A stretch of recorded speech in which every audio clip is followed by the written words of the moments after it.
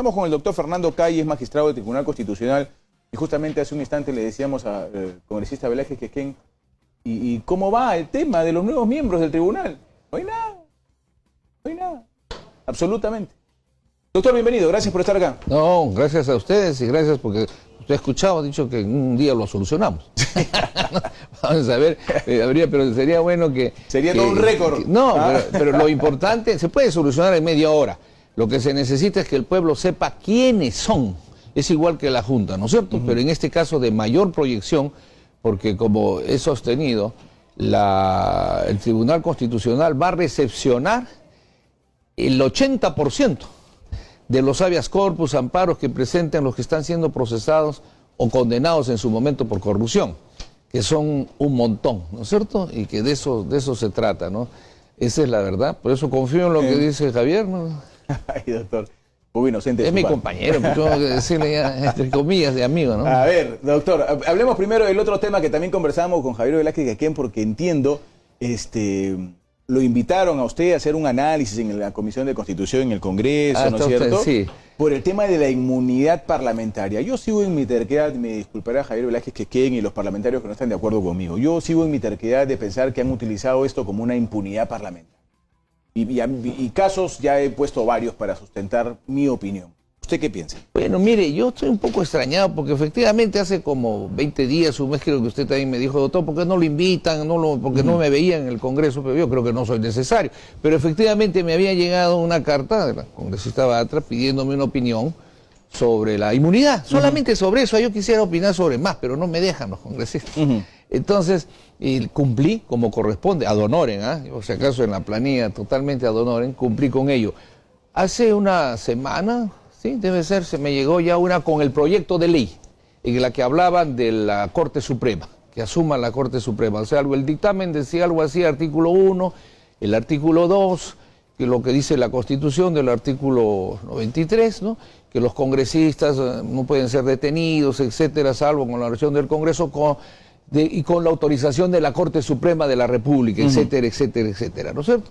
Entonces, como yo ya había hecho el antecedente, y además es una posición que la tengo hasta en libros, y me pidieron que sea lo más pronto, yo lo hice, es un honor, ¿no? Lo que me extraña es que no creo que no han difundido a los congresistas, o sea, un desaire a la presidenta, ¿no? Porque si ella les ha puesto en conocimiento, deberían haberlo primero tomado, porque yo le voy a concretar.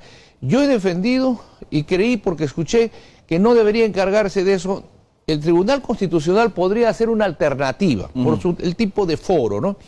Pero cuando hablaron de la Corte Suprema pensé que no era necesario.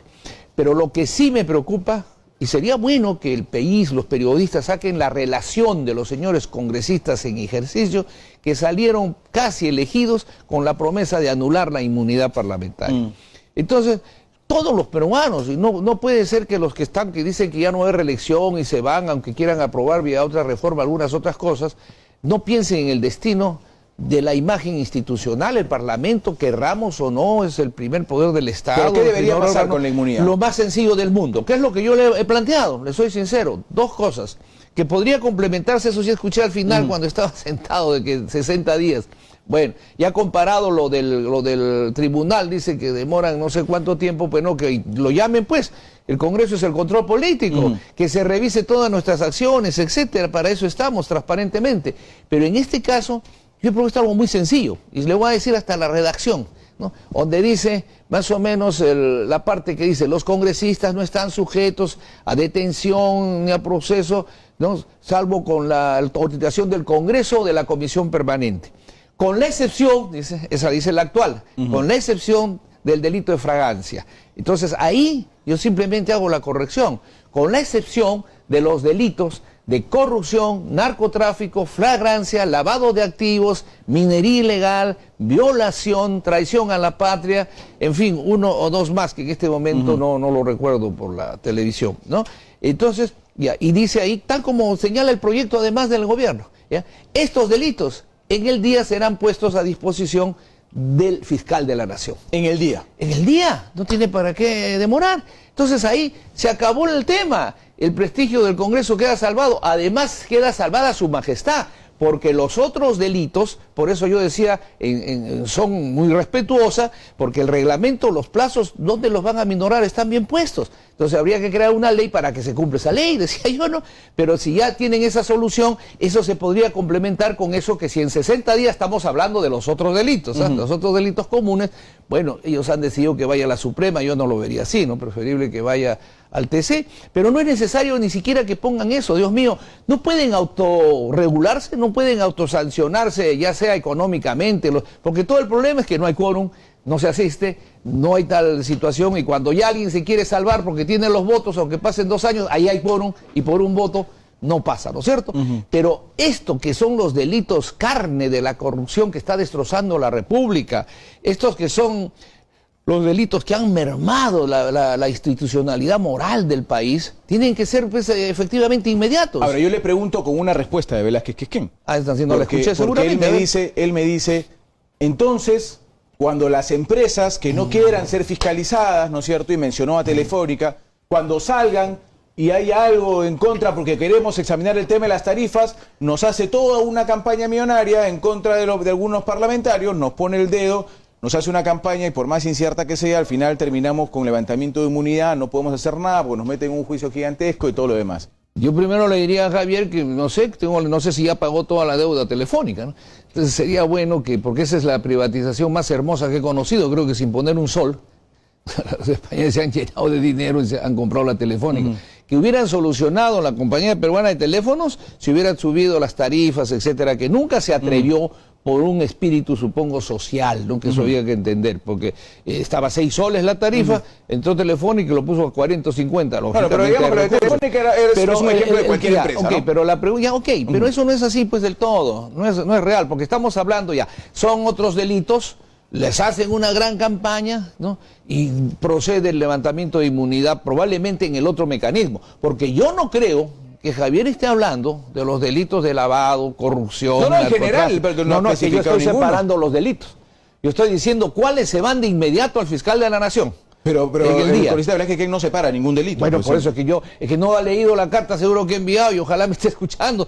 Y esto podría sumarse para mejorar el proyecto que debe aprobarse porque no debe darse ni la imagen ni debe existir el hecho de una inmunidad sin límite, porque hace daño no solamente a la investidura parlamentaria, sino a todos los peruanos. Doctor, permítame ir a un corte rapidito, porque me he pasado un par de minutos, me voy al corte, regresamos con más para seguir conversando sobre este tema.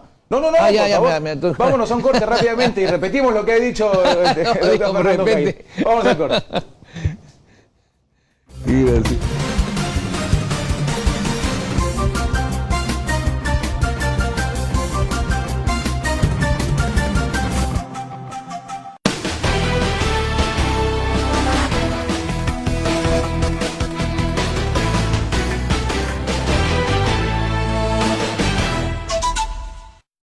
Deprost, fórmula herbaria, único producto elaborado para los 2 sistemas urinario y reproductor. Deprost es preventivo, diurético, desinflamante, depurativo, anticancerígeno, desintoxicante, regenerador, antibacteriano y energizante sexual. Todo lo que el hombre necesita en una sola cápsula de Deprost. Solo en 7 días comience a sentir los efectos saludables. No pierda esta única oportunidad. Promoción limitada. Radio La Calle Primera en bolero, salsa y criollismo. ¿Qué te vas a equivocar? Negra, escucha La Calle. Radio La Calle 96.1. La Calle.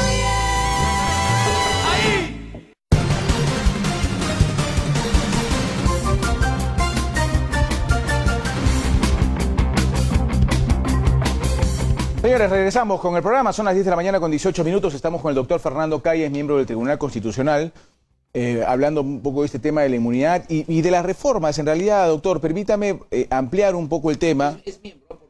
A tomarlo Javier a pecho, antes usted dijo él, si voy a estar, no sé, eso depende de ellos, ¿no? Pero además yo no. pero es un honor tremendo lo que he estado, ¿no? Ahora, se plantean una serie de reformas. Aquí lo que se está viendo, doctor, creo que es este planteamiento de reformas políticas que ha hecho el Ejecutivo, tiene como un origen la lucha contra la corrupción. A veces dedicamos programas enteros, pero yo creo, la verdad, dentro mío, que vale la pena.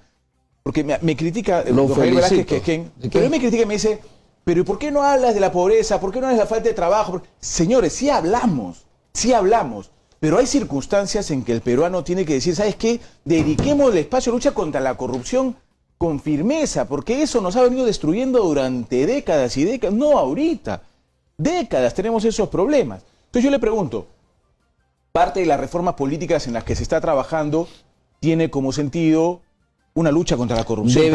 Debería, ¿no? Y yo diría, pues, Javier es presidente de la, creo todavía, Comisión Política del Partido del Pueblo, debería estar en las calles luchando para que la corrupción se combata a muerte, a fondo. Que venga la Comisión Internacional contra la Impunidad, por último, porque ya estamos debilitados. A mí me llama la atención ciertas contradicciones en algunas de las propuestas, porque usted lo dice, además el título dice, no, para mejorar el Estado, la democracia, y cuando habla el presidente o el ministro, el presidente del Consejo de Ministros dice para luchar contra la corrupción. Yo creo que hay unas cosas, y no sé si el Congreso por falta de tiempo no ha contestado ya, no tendría por qué perder tiempo. Le pongo algunos ejemplos. Yo no creo que los peruanos y en el propio Congreso estén de acuerdo con que, por ejemplo, se deje sin efecto el numeral 2, creo que es el artículo 113 en cuanto a las causales de vacancia presidencial, que es la incapacidad moral. No creo. Fíjese, tenemos 5 presidentes o 4, unos están prófugos, otros ya no están, otros están en camino a la cárcel, pero, y si vamos más atrás, seguramente no ha habido un descuido en las actuaciones de investigación.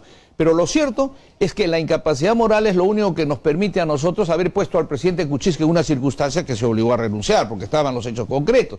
Además, escuché algo así, no sé dónde, y me encanta eso cuando dicen hay que respetar la tradición histórica constitucional del Perú. Le he escuchado a algún congresista que siempre anda con la tradición de estar cambiando sus posiciones.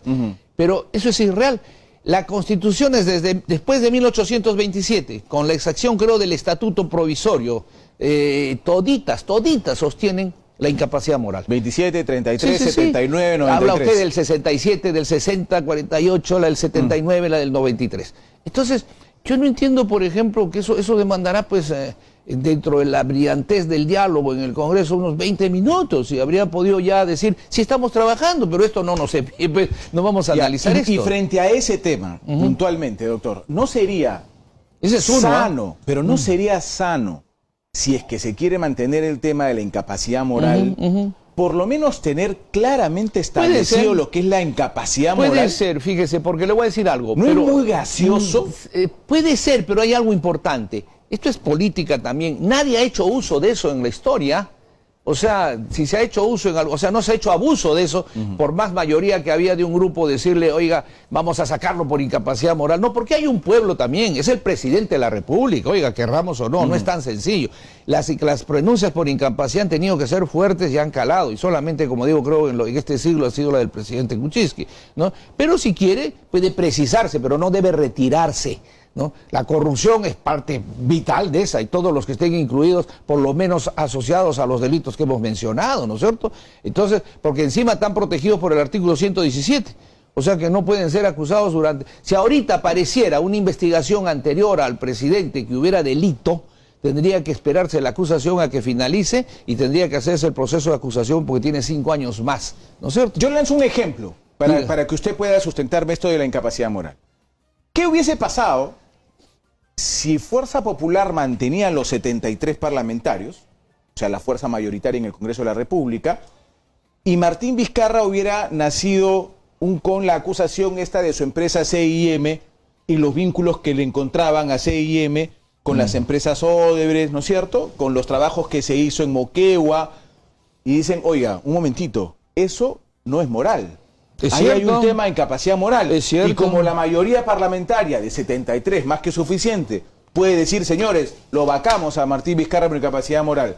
Y se producía un nuevo tema de incapacidad moral que yo no sé si el Perú soportaba, ¿no? Pero mire, yo le quiero decir algo. Si está en la caso como eso, se vaca, pues está en la Constitución. También está en la Constitución disolver el Congreso, ¿ah? Además, las mayorías, cuando no saben actuar, pierden casi todo. Esta mayoría ha puesto al defensor del pueblo, ¿no? Esta mayoría ha defendido y no llevó adelante la acusación que había contra los miembros del tribunal. Esta mayoría ha puesto al Banco de Reserva. Esta mayoría ha salvado la vida a muchas personas también, ¿no es cierto? Y eso cala en la gente. Lo que pasa es que creen algunos que la gente, todos somos tontos.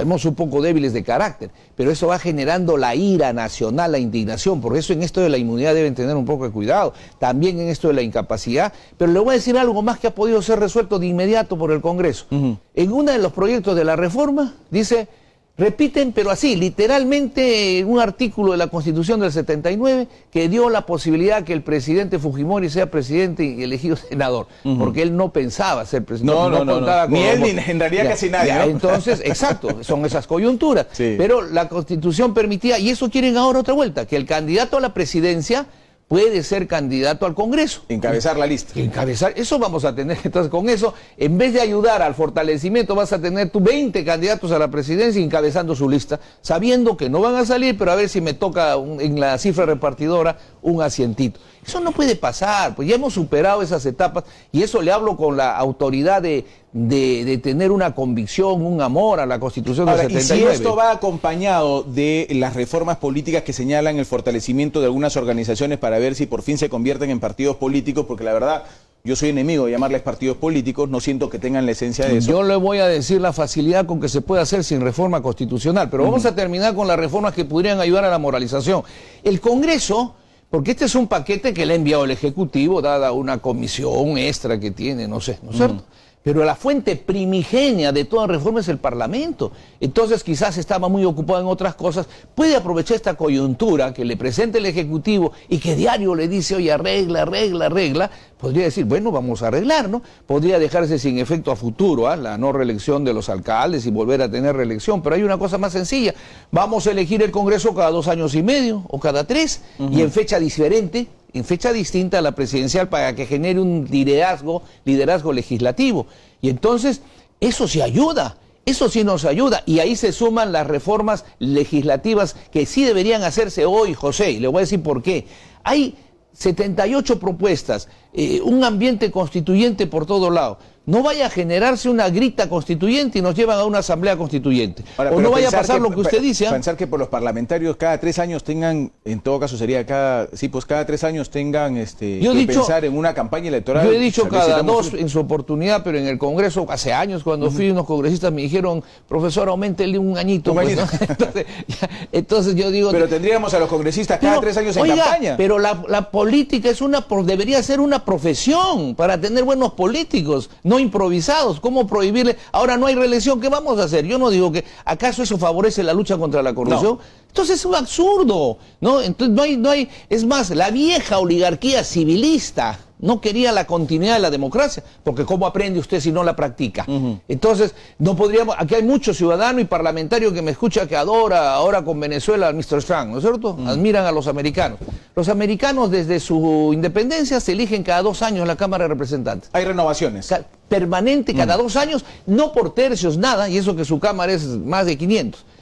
Entonces, nosotros somos 130, vamos todos a renovar cada 3 años, y si el señor se reelige hasta pasar los 100 años que se reelija, pues el pueblo, su circunscripción, lo estará ratificando, pero vamos al ánfora, que es importante, y lo que nos va a costar es menos de lo que cuesta lo otro, pero que además ya no podrían postular en ese lapso muchos que están imbuidos en procesos de corrupción. Ahora, fíjese usted, eso se ayuda, José, con algo muy sencillo, que eso sí yo ruego a los miembros del Congreso, porque estamos en sus manos, que se apruebe independientemente que sigan con la reforma, porque eso, pero debe aprobarse hoy, porque yo no sé, usted dice vacancia presidencial, puede decir otro, disolución del Congreso, yo no sé qué pasa en 2 días, pero si sucediese algo de eso, tenemos que tener las herramientas para que no exista corrupción para la elección de candidatos, ¿no le parece? Entonces, cuando usted habla de fortalecer partidos, yo lo único que digo es algo que he sostenido hace mucho tiempo, 8 meses antes, fortalecer, no me agrada la idea, pero es una situación de nuestro país, al Jurado Nacional de Elecciones, ¿no? Empoderarlo por ley para que dirijan los procesos electorales más allá de lo que lo hace. O sea,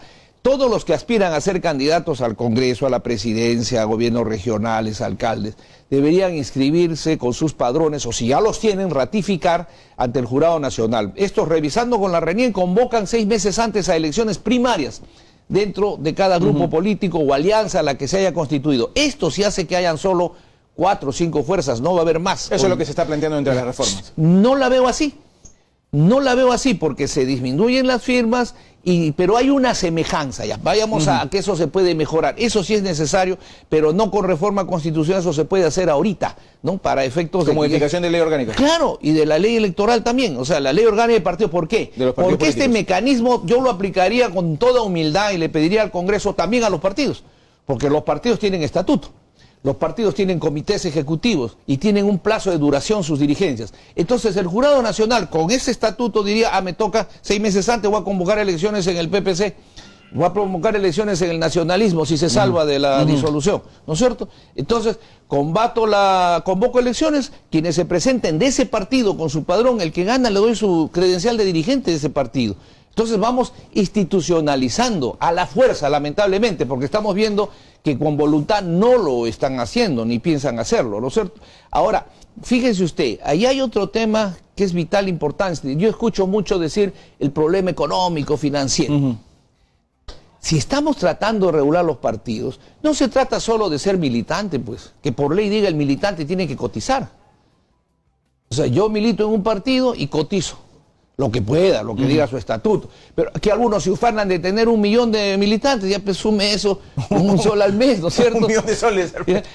No, eso es dando un sol, pero algunos podrán dar más, ¿no es cierto? Entonces, cada partido maneja su propia financiación sin perjuicio del apoyo en televisión, prensa, etcétera. Pero lo que digo es que vamos institucionalizando los aparatos partidarios. Y en las elecciones no hay que yo no quiero que tú postules, pues, tú no puedes ser candidato a secretario general, tú no puedes postular a la presidencia, no señor. Aquí yo acredito ante el jurado todos mis derechos y se acabó y voy a la postulación, ¿no es cierto? Tema para seguir analizando sin ninguna duda de largo. Sí, porque hay fíjese, bastante todavía por hablar. Sí, pero sí es preocupante porque fíjese, corrupción puede haber en muchos aspectos, pero si ingresa totalmente, porque ha ingresado a la justicia. Fíjese usted, José, aquí con usted mismo, ¿qué le dije yo los primeros días del Congreso? Que se molesten mis amigos. Yo no entiendo para qué disuelven el Consejo Nacional de la Magistratura. Si podía no solamente tener el mismo nombre, un manejo y después la reforma. Pero aparte de eso, si tú lo disuelves por ilícitos tan graves que el pueblo ha visto, que se ha destituido vocales, están en la cárcel 3 fugados, etcétera, ¿cómo los padres de la criatura, los consejeros, no están incluidos? Sí, claro. Entonces a mí me duele, fíjense, a mí me duele, José, que salgan diciendo, no, España hay mejores jueces, España es más justo, mejores leyes. Oiga, usted mandaba esta situación a Yanama y en Yanama le decían, uno solo no va a dirigir una banda. Criminal, pues, entonces eso se sabía desde el día siguiente. Entonces yo no entiendo cómo se ha dejado pasar meses cuando en ese lapso de meses la Fiscalía ha podido decir, un ratito, volvemos a plantear al Congreso. Muy bien. Y para que esto vuelva, y entonces cierto. no tengamos estos problemas que se han suscitado, ¿no? Entonces la desgracia es la impunidad. Yo le agradezco. No, al José. contrario, doctor. Gracias por la haber estado verdad acá. que un poco que me desflemo porque como a uno lo tienen casi olvidado porque dice cosas que no están bien, ¿no? Debería avanzarse y tratar. Yo creo que el tema es fácil si hay voluntad política. Es elemental. Le agradezco A mucho, usted, doctor. Muy José, amable. Gracias.